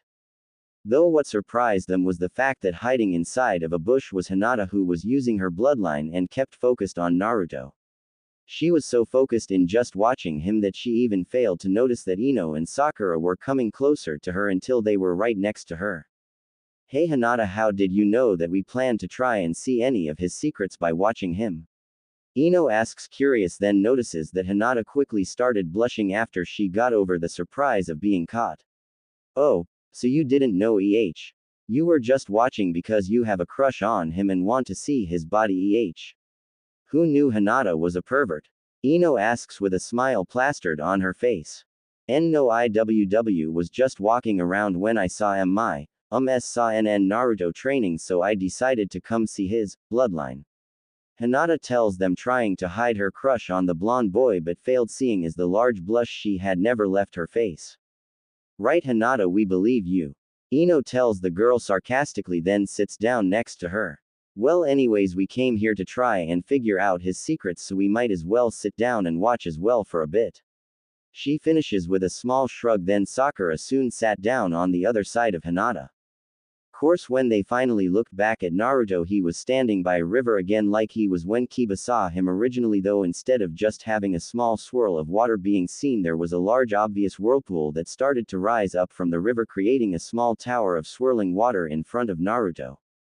Naruto then brought his hands up closer to his head and the funnel rose up at the same time until the whirlpool was pointing at a tree on the other side of the river. So, after that was done, Naruto throws his hands like he was actually throwing something in the direction of the tree while calling out, "Raging Whirlpool Pierce." And of course, the whirlpool began to move at the tree, though it started to shake as Naruto lost control of it, and soon it all fell back down to the ground, causing a large splash of water to hit Naruto, soaking him completely. Damn it, I was so close this time. Naruto yells in frustration, then walked over to a stone that was stuck halfway into the river but was still heated up by the sun even if it was getting close to the end of the day. When he got there, he quickly began to shed his wet clothes, starting with all of his shirt and jacket, and placed them on the stone to dry, then began to reach for the rim of his pants. Course, when he did this, the girls all started to blush watching the unknowing boy strip in front of them, though for some reason they couldn't stop looking and began to blush even more when they saw that Naruto was now only wearing a pair of dark green briefs. But their view of them were blocked by Naruto's legs when he sat down with his legs crossed in a meditative stance, confusing the girls. Wait, since when has Naruto ever sat down to think about something? Ino and Sakura quickly thought, confused. Course, Hinata was thinking about other things. Why is he sitting down? Shouldn't he be taking of his wet briefs as well? Hinata asked herself, wanting to see him. After all, when she tried to look through his clothes to see every inch of her love's body, all she got to see was his chakra coils. Something that made her curse said eyesight a bit for not having such a practical use. For it was an unknown fact that all of the Hyuga clan were perverts, and that is why they also all learned all of the required school-taught jutsus. For they didn't want people to know that, they really only wanted to know the henge jutsu so they could hide their clan's secret even when they go to buy their Ikea books. They even went as far to put permanent genjutsus on the books so that they look like normal books for when they are out on missions or in public. And Hinata was no different, for she had ever Ikea book published. Thought the only difference was that she replaced the main guy and girl's names with Naruto and her own names. The only problem with their eyes for them was the fact that each time they tried to see through clothes they could only see the chakra coils. Though back with Naruto he had put up his hands into a tiger seal, focusing his chakra so much that even people without the Bakugan could see blue swirls of chakra soon go around Naruto. He then tensed up and all of the chakra was focused onto his back, where two chakra lines were starting to grow a few feet, looking almost like the beginning of wings. Course, his control wasn't that good yet, so that was about as far as he could go at the moment, but he still held the chakra there, trying to increase the size of them, sweating a bit due to the effort. So this is what it means to have a chakra molding bloodline. Ino whispered, shocked by the fact that she could see the dense blue wing-like structures even though he was a decent bit away from them. Yeah, wait, what is up with the seal on his stomach? Sakura asks, confused, shocking both Ino and Hinata out of their shocked, perverted trances. And of course, when they looked, they did in fact see a giant seal that was covering all of Naruto's abs. It was an interact seal which had a swirl that started at his belly button, surrounded by a bunch of strange symbols that formed several points. What is that seal? Does Forehead Girl know what it is? Ino asks, using her nickname for her rival. Well, Ino Pig, I can't really tell you, seeing as I have never thought about even trying to understand seals. I mean, they never are really used by too many people. But that has to be an important one for it to seem that big and detailed. Sakura tells them. Then perhaps we should look it up at the library, it might have a book on seals or something we can look at. Hinata suggested, curious about it as well. And with that they simply focused back onto what Naruto was doing, though when they looked he was already putting his now dry cloths, apparently done for the moment. Course he was then walking in their direction without even knowing they were there, mumbling something about needing ramen. Well, Naruto's addiction to ramen will never change. All three of them couldn't help but think after they heard this, but soon they left as well, heading to the library to figure out why Naruto had that strange seal on his stomach. Course they didn't even notice that they had two people watching them. For Kurenai and Kakashi were both hiding in the trees a little way behind where they once were. Well, it seems that those three girls are on their way to figure out Naruto's problem, Kakashi tells her simply. Yes, it does. Now I am pretty sure that won't affect Hinata's opinion of him, seeing as she already thinks that they are destined to be with each other. Though I have no idea how the other two will react. Kurenai tells him in a bored tone. Yeah, that damn fox is going to make the council's decision even more troublesome. I mean, knowing Naruto, he will have to tell people he tries to get close to, which might ruin a few relationships. Kakashi tells her, now reaching for his book until the known pervert hater gave him a glare. I don't even know why they have that, I mean it is practically telling guys to have a harem. I feel so bad for the girls, really. Kurenai tells him, remembering how they tried to force Minato to be put into CRA just so that more people could use his jutsus. After all, he told the civilian council that only his family members could use them. Now when Kushina heard that, she of course was worried and stressed about what Minato would do, until the man basically told the council to off. Something he should have done in the first place, instead of just telling the idiots that run the civilian council no, that he had no desire to teach anyone. Still, their part of the council still tried to force him until he used his power as a cage to put them in their place. And according to the rumors, warned them that he would let Kushina handle their complaints if they started again. Something that made them pale, seeing as she was known to be even more dangerous than normal when enraged. Course this just made Kakashi laugh a bit. Well, seeing as they have a choice whether they want to go through with it or not. I think they are happy enough even though they have to share. Though with Naruto I am sure he will make each girl feel loved no matter how many he ends up with. Kakashi tells her, then goes away, leaving her to her thoughts.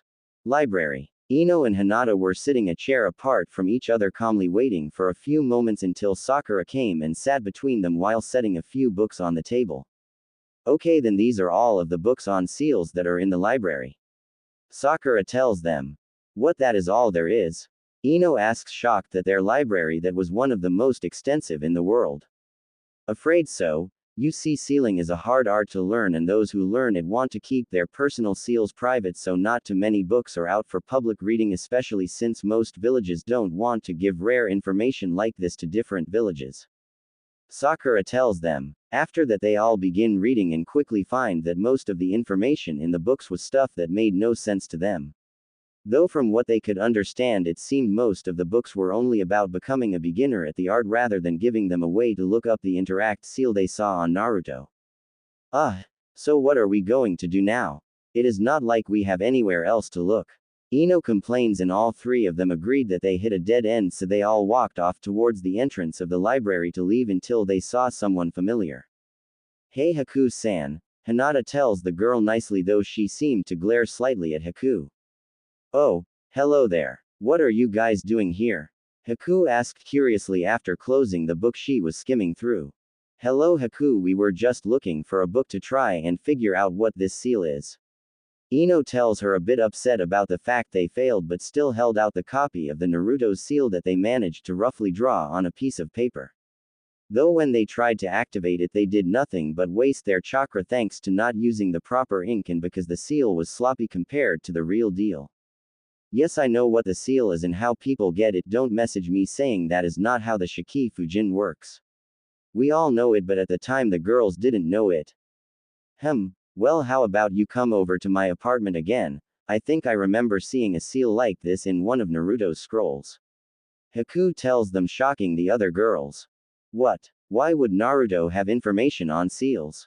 Ino asked the ice user, shocked, but Haku couldn't answer them.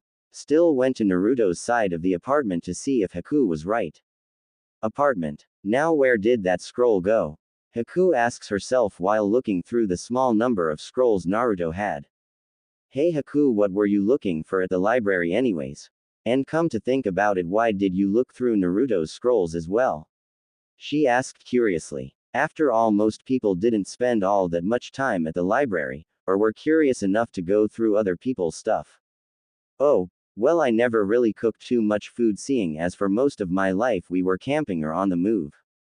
So, I don't have too many recipes to cook.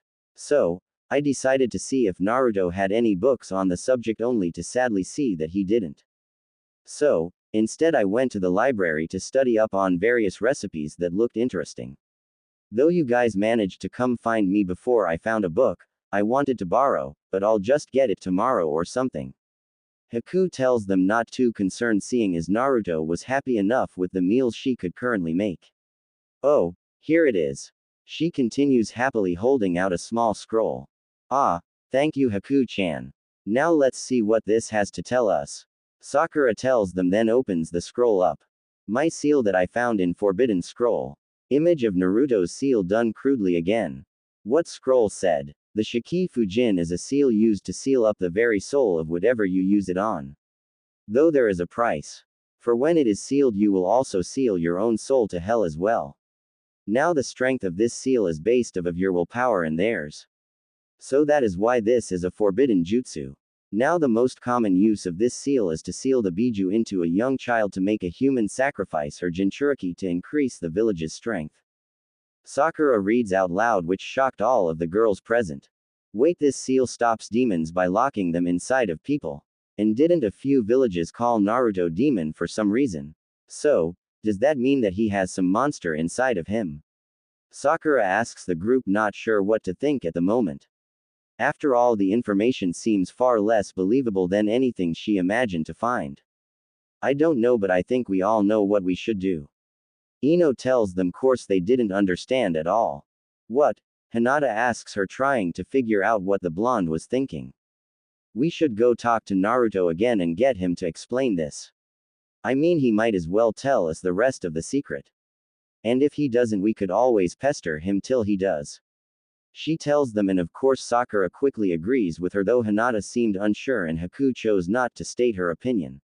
Though they all did end up sitting down with drinks and snacks as they all waited for Naruto to come home. Geez, we really seem to focus on Naruto lately, Ino thought to herself as she looked at the door, hoping that he would show up soon. And luckily he did end up coming back rather quickly, and was surprised to see the girls yet again waiting for him. Hey, I am home. Hi girls, what can I do for you, again? Naruto asks awkwardly, trying to figure out what they were doing waiting for him yet again. Hey Naruto, we were just wondering if you know anything about a seal called the Shiki Fujin. Sakura tells him, and Naruto visibly pales. Sorry Sakura, but I have no idea what the Shiki, that seal is. Naruto lies to them, far too nervous to speak straight. Oh, no. Ino asks him, raising one of her eyebrows. Then why do you have a scroll on it that says that it is your seal? She asks him with a knowing smirk.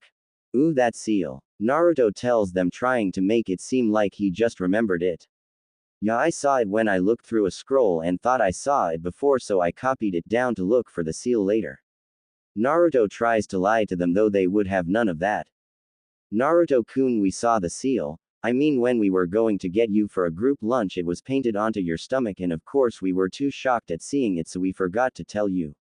It is not like we were watching you train or anything. Hinata tells him, blushing at nearly revealing one of her favorite pastimes. Oh, was all Naruto could say, clearly depressed. So, how much do you know? He asked them, his voice sadder than they ever heard it before. Well, not much, tell you the truth. We only know what people could use it for. The rest we are counting on you to truefully tell us what it did to you. Ino tells the boy, who simply let out a small sigh. Fine, though, just remember that this is supposed to be a double S secret of the village, with the only people allowed to talk about it being Gigi and me. Naruto tells them, completely serious for once. Course after he said this, he waited for them all to nod, showing that they understood what he was saying. Okay, then let me start with the biggest shocker then. You see, the fourth didn't actually kill the Kyuubi, for you can't kill a beast made from pure chakra. So, instead he did the next best thing. He used his own life to seal the beast away in one of the only newborn babies in the village, me. Naruto tells them, getting a shocked gasps from them. And by doing this he created what is called a Jinchuriki, which is basically a weapon that is a human ninja with the demon locked into their body. Naruto tells them, then waits for their reaction. Course what happened was something he didn't expect. For Hinata, instead of calling him a monster or trying to kill him, instead launched herself at him, giving a bear hug while crying a bit. Naruto, I had no idea how bad your life has been. I should have came to help you out sooner. I am so sorry, Naruto-kun. Hinata told her, still crying on his chest. It is okay, Hinata-chan, no need to cry.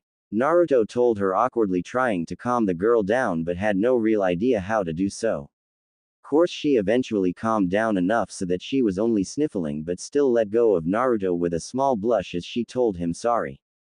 Course the other girls' reactions weren't nearly as extreme, for Haku didn't seem to care still, while Ino and Sakura seemed to be thinking about something. Oh, well, he is still my kind master, Haku thinks to herself with a small mental shrug. So Naruto has a demon locked away inside of him, and that is why the village hates him. But why do they when it is sealed inside of him? I need to think about this some more. Both of Ino and Sakura thought, not deciding to pick their opinion on what they just learned just yet. So, they decided to remain neutral for the moment. Man, Naruto, you gave us a lot to think about. I think we are going home to think for a while, Sakura tells Naruto, for both of them then left, leaving Naruto with Haku and the still sniffling Hinata. Okay then, bye, Naruto told them as they left, not showing any emotions. I really hope they don't end up hating me. I mean, they are some of my only friends in this village. Naruto thinks to himself, sad, then turned to the two other girls in his room. Only to find out that Hinata somehow fell asleep and was now lying down on the floor sleeping peacefully. Course, seeing as it was already around 10 and she had to have had an exhausting day both physically and mentally, he figured it would be best not to wake her up at the moment. Sigh. Well, I guess we should get some rest as well, Naruto tells Haku, then gently picks up Hinata, bringing her to his bedroom. Naruto-sama, are you really planning to take advantage of this sleeping girl? Haku asked, curious as she walked near him but not trying to stop him yet. What? No. Get your mind out of gutter, Haku-chan. Naruto told her, blushing a bit at the idea. I am letting her take my bed while I sleep on the couch. He then explained, putting Hinata gently down on the soft mattress. He then gently brought the blankets over the still fully clothed girl until only her head showed and moved back until he was at the door to the bedroom. Good night, Hinata-chan. Naruto simply told the sleeping girl, then turned the lights off and went to the living room on his side with Haku still following him. So, now that they know, what are you going to do? Haku asks the boy, curious. I don't know, Haku-chan, I just don't know. Naruto told her, clearly stressed out. Well, just think about it after resting for a bit. I mean, you will get nowhere trying to figure it out tired. So, good night, Naruto-sama. Haku told him, then began to walk to her side, hearing Naruto mumble out good night back to her as he put a few blankets on the couch to get comfortable. Life sure will be different now that the wave mission is done, was Naruto's last thought before he let himself fall into the darkness that is called sleeping. Talking to Demon, Hinata was sleeping peacefully when a few rays of the new morning light fell onto her face, waking the girl up. Dumb son, why did you have to come so soon? I mean, this is the softest my bed has felt in ages. Wait, I don't even remember leaving Naruto's home, Hinata thought, then opened her eyes only to notice that she wasn't in her room. Which of course worried her for a few moments until she realized that it was Naruto's room, and instead, she just started to blush, trying to remember if anything happened to cause her to end up on Naruto's bed. All I remember is crying into Naruto's muscular chest, which I guess must have tired me out so much that I fell asleep right there in his arms. So, I guess he must have put me here. Though the question is, where did he go after that, seeing as I doubt my Naruto-kun would actually try something on me when I am asleep. So, he probably just went to be somewhere else. Hinata began to think with complete trust in Naruto. And after she figured out that she was safe and in her love's home, she began to let her more perverted side come out. So, She quickly buried her face into Naruto's pillow and breathed in deeply, inhaling Naruto's scent that had been completely absorbed into the very fibers of the pillow. Ah, today really is starting off good. Actually maybe Naruto wouldn't notice if I borrow a few pieces of clothing and such to remember this day by. I just need to make sure that it smells like him. Maybe I am being a bit too fangirlish doing this though. Actually, no, that doesn't matter, seeing as Naruto liked that pink banshee that was one of Sasuke's biggest fangirls, so he must like girls like that. Though I can't really do it in public. I mean, not only would the clan kill me for it, but it would just be too embarrassing for me to actually do. Hinata thought, deciding that Naruto had to like girls that were at least partially stalkerish to have a crush on a fangirl. So, she only left the room after she hid several pieces of Naruto's old orange clothing in a small storage seal she paid one of Konoha's seal makers to put on the back of her forehead protector. So glad I added that, Hinata though, with a smile as she played with her headband while walking into the living room where she saw Naruto's feet hanging off of the couch. So, she quickly walked over to him and was about to tell him good morning until she noticed that he was still sleeping peacefully with an arm and leg hanging off the couch as he softly snored. Ah, Naruto looks so cute sleeping. Wait, he is sleeping. I should take this chance to finally kiss him. I mean, even if he doesn't like me back, I can just hopefully take his first kiss and give him mine without anyone ever knowing it is perfect. Hinata thought happily, then blushed as she slowly moved her head down to Naruto's, taking every precaution to make sure he doesn't wake up. Soon enough she was only a few inches from Naruto's face, with her hair now blocking anyone who walked in view of Naruto's face. And soon enough she was just about to touch her lips to his, and the distance shortened by the second. 5 inches. 4, 3, 2, 1. Hinata's eyes were now closed, enjoying the feeling of Naruto's hot breath on her lips, and was just about to feel his lips on hers. Naruto, breakfast is ready. Haku yelled down the hall, shocking Hinata into jumping away from Naruto, and also woke Naruto up from his slumber.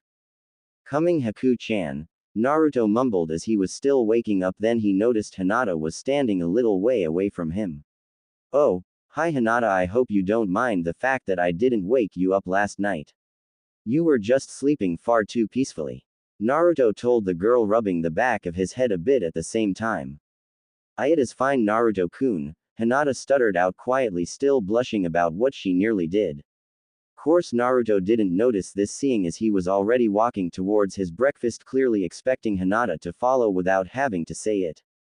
Course said girl just stood there for a few more seconds trying to get her blush under control. Stupid breakfast, I was so close. Hinata mumbled under her breath, then followed Naruto to where Haku was patiently waiting by a table covered with pancakes, eggs, and bacon. Ah, Haku-chan, it looks as delicious as ever. Naruto told the ice user. You really are one of the best cooks I know. Naruto added while sitting down in an empty chair, causing the girl to blush slightly, though it went unnoticed by the others. And soon they all sat down to enjoy the great breakfast that Haku created for the three of them. So, Haku-san, how is your medical career going? Hinata asked after eating a small amount of eggs. It is pretty good. I mean, I start to actually work in the field today in about an hour, and if all goes well, I should start training to become a medical ninja within the month, according to the hospital director. Though I think that Hokage-sama is speeding this up a bit because Naruto-sama trusts me. Course, even that won't help the fact that I am not allowed out of the village for several months, but that is understandable to make sure the village stays safe. Haku told her after eating a chunk of one of her pancakes. Wait, why would Gigi do that? Only because of me? And stop calling me Sama, Naruto asked, then ordered her, still disliking the girl's idea that he owned her. Naruto-sama, you are one of his beloved people in this village, so he likes to help you and your trusted people by doing what he can without angering the council. Haku told a still confused Naruto. After all, she was fully aware that at any other time she would surely be under heavy watch or even worse treatment for several months if this was a normal situation. What? So, I am taking advantage of Gigi? Naruto asked her, holding his head in shock. Course Haku and Hinata giggled a bit at this reaction. No, Naruto-kun, she means that Hokage-sama just wants to help you by giving you and your friend every chance he can give them without showing too much favoritism. Though as for why he does it, he probably thinks of you like one of his family members, seeing as you make his life that much more interesting. Hinata explained, though Naruto seemed to still be confused. Though he didn't ask on it again, seeing as he doubted he could understand even with another explanation.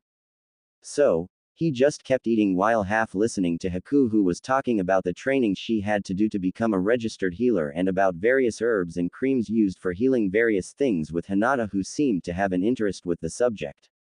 Though for Naruto all of what they were talking about was completely out of his range of understanding. Still, he chose to not interrupt them to explain things. After all, even then he doubted that any of the ensuing lecture would be understood either. Eventually, though, they all ate their food and went their separate ways. Haku went to the hospital to start her job, Hinata went home to change and then to her team meeting, and Naruto went out to train for a bit before his own meeting started. In Naruto's case, he was happy to have his normal training routine clear his head from the medical conversation he just sat through. Hinata was really nice to me yesterday, and today, come to think of it, she always is nice to me. I mean, she never hits me, calls me names, or even yells at me. And she even hugged me after telling my secret. She has to be one of the nicest people I know, and one of the most beautiful. Wait, where did that come from? Naruto asked himself and stopped training to rest his chin on his hand in a thinking position. I guess I need to think about this more. I mean, it is obvious that I have somehow created some feelings for Hinata-chan. But I am not sure how strong those feelings truly are. I really don't want to make a mistake that will make me ruin an amazing friendship in the future. Naruto mumbled out loud, thinking he was alone, then quickly left the training field to meet his team at the bridge yet again. If he stayed, he would have noticed that Kurenai decided to come out of her hiding spot relatively close to the blonde. Naruto, if you break Hinata's heart, I will break you. She, though evilly unintentionally releasing a small amount of Ki, then poofed out of existence, showing that she was just a shadow clone the whole time. Course, due to Kurenai being focused on the safety of the girl she thought of as a younger sister, she failed to notice that Kakashi was hidden behind her the whole time. Naruto, you better be careful or you might learn why Kurenai is known to be one of the most dangerous women in Konoha. Kakashi thought, worried about his sensei's son. He then sent a quick prayer to whatever god would listen for the boy to stay safe from Kurenai, for the off chance a greater being would listen to those that don't believe in them normally. Normally he wouldn't have even bothered trying, but Naruto needed all the help he could get if he got on Kurenai's bad side. Then again, he might not have to worry for that long, seeing as it is quite possible that he won't even survive the Chunin exams Naruto would be entering in just 2 days. A fact that always brought a frown to Kakashi's face as he worried about the first genin team he actually trained. Kurenai. Kurenai was happily talking with her team, getting ready for their training session to begin, when all of a sudden, she stiffened up and glared at the air. Sensei, what is wrong? Shino asks his normally calm teacher, surprised she looked annoyed all of a sudden. She didn't look that mad since when she first learned about Kiba's perverseness. Shino, though, shuddering, remembering how much Kiba screamed at the sheer horror of that genjutsu she placed on him. In fact, Shino promised himself that no matter what happened, he would do everything in his power to never get on his sensei's bad side. Oh, it is nothing, just something I remembered. Now Kiba, I want you to work on your chakra control for about an hour while Shino you begin practicing your katas for the same amount of time, and we will meet back here after that for the next phase of training. Though you two will be working with my clones, seeing as I have to talk to Hinata for a bit. Kurenai told the two boys, who quickly went towards their redone training area while Hinata just looked up at Kurenai confused. What did you want to talk to me about, Kurenai-sensei? Hinata asks, curious, making said women just sigh, then kneeled down to Hinata's height. Hinata, it has come to my attention that you like a guy that has feelings for you back, right? Kurenai asks the girl she thought of as family in all but blood. Why yes, I guess why you could say that. Hinata shyly tells her, automatically thinking about Naruto, and began to wonder what her teacher heard to say that he likes her back. While I am happy for you to find love, just make sure they don't force you to change or do anything you don't want to, okay? You are a great girl and you shouldn't change that, well, maybe except for this shyness and lack of self-confidence problem. Kurenai tells the girl with a small smile. Please Hinata, just listen to me on this, And I ask you not as your teacher but as your friend. She finished up and was surprised by the fact that Hinata gave her a quick hug after making sure the other team members couldn't see. Yes, I will Kurenai ni, and I know we are supposed to keep this professional, but ever since mother died you have been the only female that I really could talk to, so I will always listen to you. Hinata tells her, then quickly moves a few feet away from Kurenai, who smiled at this. Sure. Now then, let's get you ready to learn a bit more about your clan jutsu using the scrolls you were given. Kurenai tells her, then they both go to where Shino and Kiba were training and also work their hardest to improve. Naruto, is it true? Could Kurenai really have heard that you like me? Was Hinata's last thought before she began to work on her rotation defense jutsu while stuff was thrown at her by Kurenai. Plus Team 7 plus. Kakashi happily walked towards his students an hour late as usual, only to tell them that they were running around all of the training grounds to test their stamina. So, they soon found themselves running by a severely damaged training field when they heard someone coming by, hearing them scream out something that sounded like, Yosh. Though when they heard this they all looked, not noticing a green blur go past them behind their backs. So, when they finally noticed it, the blur was already near Kakashi talking to him. Yosh, how are you doing, my rival? The man that was the blur called out far too loudly. Course that wasn't what everyone first noticed. They all were still focused on his horrible fashion sense. A green spandex bodysuit covered slightly by bright orange leg and arm warmers, and his headband being used as a belt. Still, the weirdest part about the man was his bowl-cut hair and massive eyebrows. All in all, they all were completely creeped out by this new guy, but they were able to refocus on the conversation when Kakashi responded to the man. Hello guy, let me introduce you to my students. This is Sakura, Naruto, and Sasuke, and guys, this crazy guy is John, an instructor guy. Kakashi introduced them to each other and pointed at each one of them when he told him their name. Ah, such youthful students, let me introduce mine. Guy told them happily, then let off a loud whistle, and soon 3 teens came from the trees. Same as anime, so I am not writing down their looks, I only did guys because it seemed to fit the spot. This is Neji, Tenten, and the youthful Lee. Guy told them, pointing at each one individually as they walked up to the group. Playing favorites much, was all Naruto could think when he noticed the special treatment Lee got. He even had one of his sensei's fashion pieces on. Hey Tenten, Naruto and Sakura told the girl, who happily responded with the same thing, then noticed Naruto's sword. Naruto, where did you get that sword? Tenten asked, not showing any emotion. I found it. Naruto lied, though he still was a horrible liar. Oh, really? Tenten asked him, not believing him for a moment. Then can I see it quickly? Tenten continued to ask, holding out her hands that were soon filled with the blood-red sword, which she quickly began to examine thoroughly. After she spent several minutes just looking over the entire blade, she eventually saw very small writing on just above the hilt of the blade. May this raging whirlpool protect thy user from all that your ninja career might present you. Course, when she read this she froze for a moment, then glared at Naruto. Naruto, why do you Kushina Uzumaki's sword? She asked, not releasing her glare in the slightest. I told you I found. Naruto began to tell her, but was cut off by Tenten. Cut the crap, Naruto. I know that is a lie. For this blade was locked away as a piece of Konoha's history and can only be given to her relatives, seeing as when the blade was made they put several seals on it that make it almost as strong as one of the named blades if used by her clan. The red whirlpool is basically one of the most guarded weapons in Konoha. I will ask again, Naruto, how did you get it? Tenten asked him, keeping the blade out of Naruto's reach. Tenten, this is most unyouthful. Give Naruto-kun back his sword. Lee told her, but it somehow didn't make it seem like an order. No, I will not give this precious blade back to a maybe thief. Tenten told him, then felt an increase of ki in the area and looked over to see Naruto's eyes, which seemed to be turning a red as he glared at the girl. I may have had to steal to survive as a child, but I would never do it for personal gain if I don't have to. Naruto thought, furious that the girl would immediately accuse him, just like the other bastards in the village did.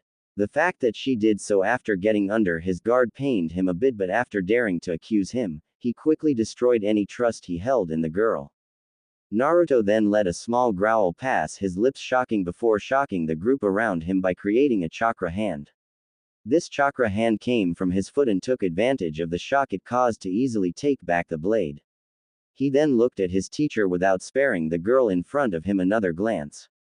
Kakashi-sensei, I am going to train alone with my mother's blade, so don't follow me.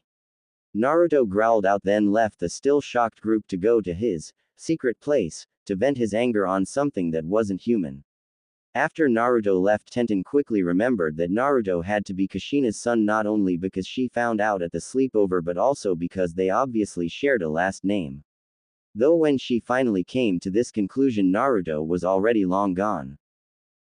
Remaining group equals. What is wrong with Naruto? Sakura asked her sensei, surprised that the normally happy guy could get so mad. Sakura. Naruto has had a hard life. A life that you will have to ask him about, seeing as I will not give out his life story.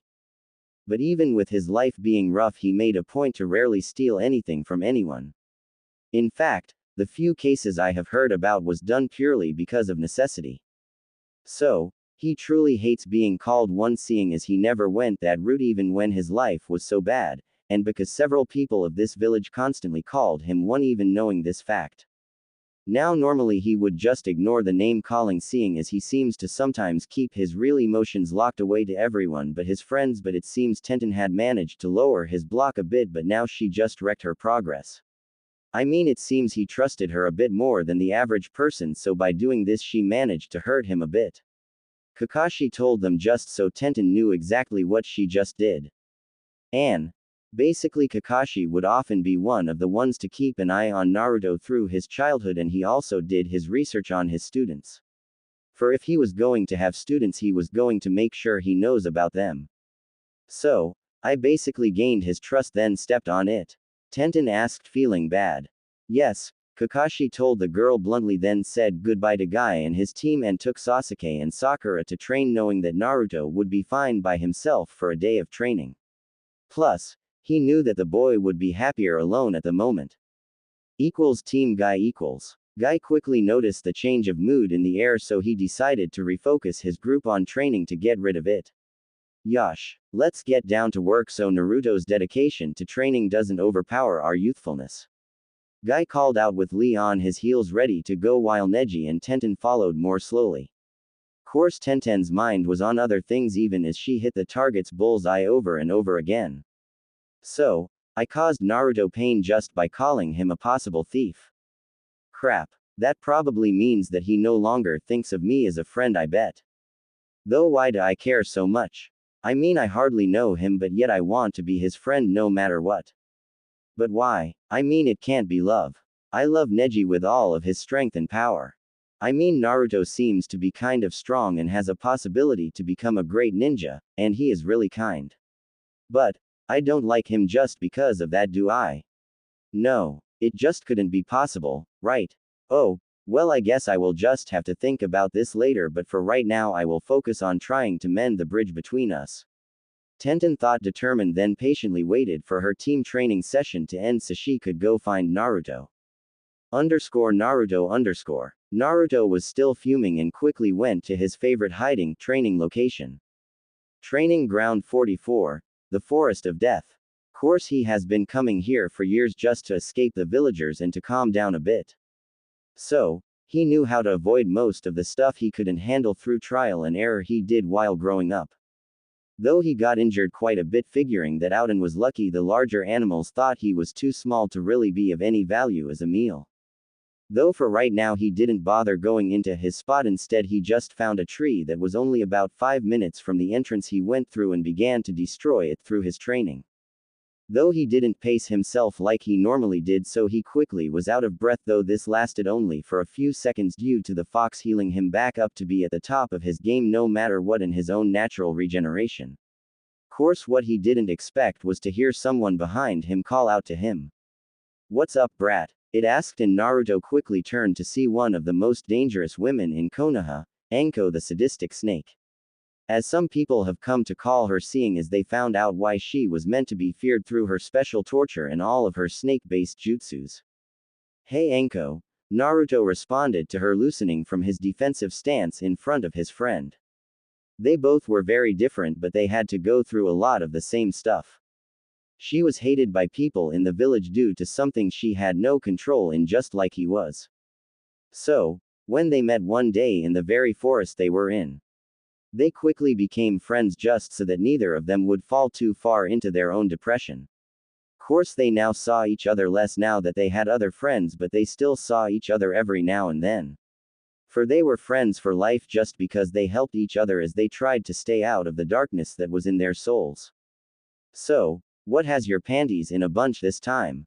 Shouldn't you be happy with your new clan status?